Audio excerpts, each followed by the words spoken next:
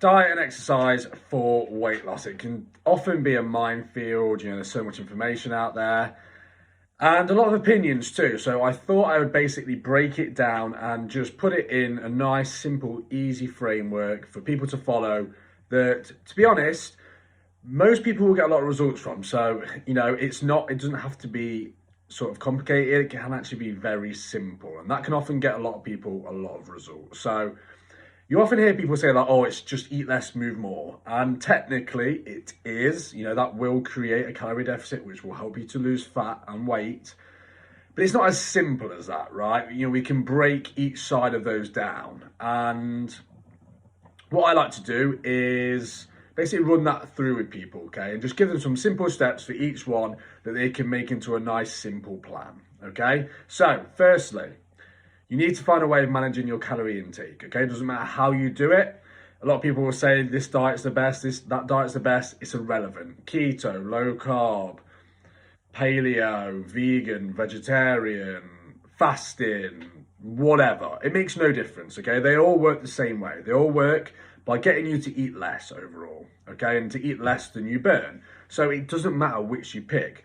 What really does matter is picking the one that best works for you, okay? Which is the one that helps you to A, control how much you eat, B, minimize hunger, and C, make your life suck the least, should I say, basically.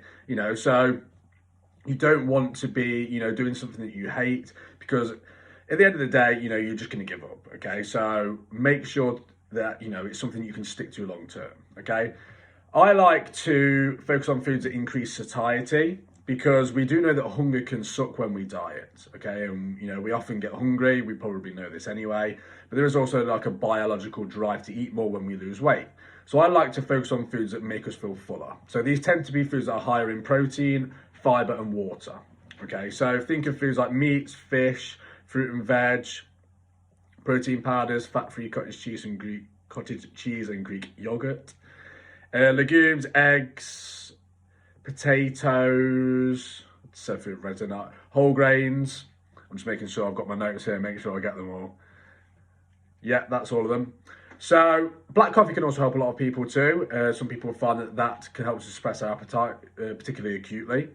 So I tend to focus on those foods because, again, we know that hunger sucks, so why not try to reduce hunger as much as we can? I also like to encourage people to take a flexible approach to dieting rather than restricting. So what we're talking about here is, no foods are good or bad. We're not banning foods, we're not restricting foods. We're not saying I can't eat this because it's bad, things like that. It may seem innocuous to a lot of people, but it can really change your mindset around food. And it can sort of, what we find is when we look at studies that compare flexible to rigid dieting, we tend to find that people who sort of take it on this rigid approach and, ban foods, like I say, and colour them black and white, they tend to have increased cravings. They tend to have actually poorer weight loss outcomes, so they tend to lose less weight over time. And they also tend to have greater instances of disordered eating. So, and I think this kind of makes sense, right, when you think about it. Like, if ever since we were a kid, if you couldn't have something, you wanted it more, right? If someone else had a toy, you wanted it. And it's kind of the same thing, really. If we just want what we can't have, or what we tell ourselves we can't have. So by saying we can't have something or something is bad, it just basically magnifies its importance to us, and it just makes us want it more. So there's no reason why you can't eat any food. There's nothing that is inherently good or bad. So you just have to find a way of fitting that in. And I like to go for what we call the 80-20 approach. So 80% of the foods that you eat will be like the whole foods, minimally processed, like the foods I talked about earlier, whole foods that tend to reduce hunger. Try to get about 80% of your foods from these types of foods. And then the other 20% can basically be whatever you want, and I do that myself. I encourage my clients to do so because it gives you that flexible approach. You still get to eat the foods you enjoy, but you also get to see those results still too. So that's a big one for me as well. And then for exercise, like I say, so eat less, move more. So move more, obviously, is part of that as well. So for this, I think everybody should do some form of resistance training. That just note, this doesn't mean that you have to go to the gym and bust the weights for an hour. You can do it at home. I mean, you can even use minimalist equipment at home. Even just your body weight can be a really great workout for a lot of people. But I definitely recommend getting in some resistance training at least twice a week if you can. It's just got so many amazing benefits. I mean, the obvious one that will sort of relate to most people will be it's what makes you look great naked. But obviously it also has lots of health benefits as well and aesthetic benefits. So definitely get some of that in. The other element is obviously cardio. So, the guidelines tend to say about 150 minutes of moderate activity a week or 75 minutes of vigorous. And for this, I tend to just try and get people to do something that they enjoy. Because again, just like we're going back to the diet, it needs to be something you can stick to. Adherence is the number one factor on whether you will be successful or not. You need to be able to stick to something consistently for a long period of time. So if you hate running, why would you do running?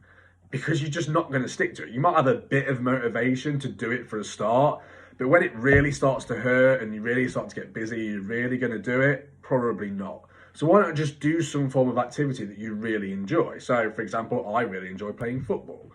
So I class that as my activity because it doesn't even feel like it does feel like I'm exercising, but it doesn't feel like a chore. You could tell me that running is better than any form of exercise, which it isn't. But you could tell me that and I'd be like, I don't care. I'm not going to do it because I hate it. So why would I do it, right? I do also want to touch on one aspect that I think is massively overlooked, which is what we call I'm going to class as activity over exercise. So exercise is kind of like our formal, we're going to do a workout, we're going to play some sports, we're going to go for a run. Activity is what I like to call sort of the movement we do outside of this, and basically just all the movement that we do throughout the day.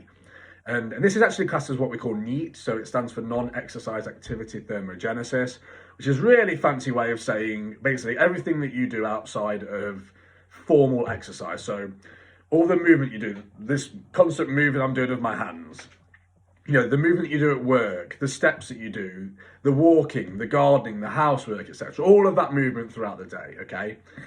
And this is such a big thing because 99% of people will burn significantly more calories through this form of activity than they will their exercise, okay? Significantly more. And I think that shocks quite a lot of people. But, the average gym session may burn 300 calories, which, just really isn't a lot. Obviously, there's a lot of other benefits to it, but if we're talking strictly from a weight loss perspective, it's not a lot, right? Whereas, the movement that you do throughout the day, if you have a really sort of physical job, an active job, and then you maybe go for walks, things in the evening, you can burn up to 2,000 calories a day. And that is a huge difference to 300 calories, right? But again, it's not often spoken about. So the best way to track this kind of movement is just sort of tracking your steps, okay? So basically walking and step counts are like a crude measure for NEAT. The majority of our NEAT calories will come from walking. So if we can just monitor our step counts, it's a crude way of measuring our NEAT levels, okay? And an important thing to remember is when we do diet, whilst our body makes us hungry to stop weight loss, it also reduces our movement subconsciously. So we will move around a lot less throughout the day without realizing, burn less calories, which makes it harder to lose weight, essentially.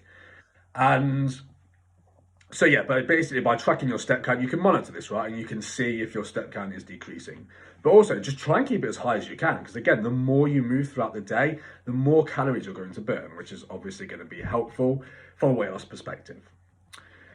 And I just kind of finally wanted to touch on sort of a really small bit of mindset, because mindset is a huge thing. And I think sort of managing expectations is huge, because we have almost been conditioned nowadays through technology to expect everything instantly. We get instant rewards in so many different areas of our life. And unfortunately, weight loss just isn't going to be one of them, okay? It's going to take time. It's going to suck. It's going to be hard. But it will be worth it, right? And again, managing those expectations that, if you've spent 10 years gradually gaining a certain amount of weight, that isn't going to go in a few months, okay? And the sooner you come to terms with this, the better, okay? Like losing a half a pound to a pound a week is fantastic progress, okay? That's like up to £52 a year. That's amazing. But I so often see people get discouraged because they've only lost £3 in a week. Honestly, I'm going to be blunt with people like I always am. It's a failure mindset, okay? Because if you're disappointed at losing £3 a week, what is going to happen when inevitably, which will happen, you will not lose weight? It might be a week, might be 2 weeks, might even be a month, okay? And you might be doing nothing wrong, but you may not lose weight, okay? And it's going to happen eventually. What is going to happen then, right? If you're disappointed that you lost £3 a week, I know what's going to happen because I've seen it happen so many times. You're going to give up, okay? Whereas you were doing nothing wrong. You just didn't manage your expectations, okay? And I also wanted to say as well, just don't be afraid to start small, okay? I think a lot of the times we get that burst of motivation, you know, like we're like, oh, come on, I'm really up for this now, you know, last time I'm going to do this. I'm really excited, I'm really motivated. That inevitably lasts about 3 days.